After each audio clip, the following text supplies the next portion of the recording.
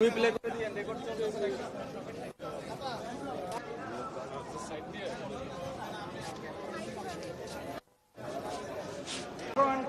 হানাদার বাহিনী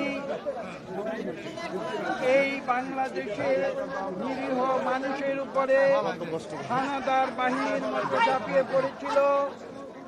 তখন সেই মুহূর্তে এই দেশের তৎকালীন পূর্ব পাকিস্তান, সেই পূর্ব পাকিস্তানের প্রায় 5 কোটি মানুষ তখন তারা প্রত্যাশা করেছিল একটি রাজনৈতিক দল যারা নিজেদের স্বাধীনতার পক্ষে শক্তি বলে দাবি করে, তারা প্রতিবাদ করবে সেই পাকিস্তানি বাহিনীর বিরুদ্ধে, তারা মুখে দাঁড়াবে।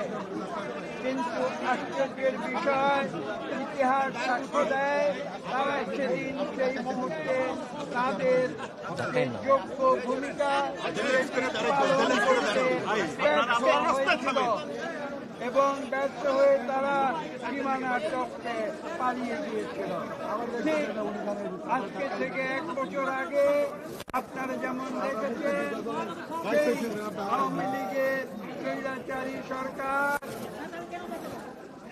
কোমলমতি ছাত্রছাত্রীদের গুলি বর্ষণে হত্যা করে এদেশে তাদের সেই প্রচেষ্টায় ব্যর্থ হয়ে একইভাবে তারা 5ই আগস্ট 2024 সাল কাপুরুষের মতো সীমানা টপকে পালিয়ে যায়।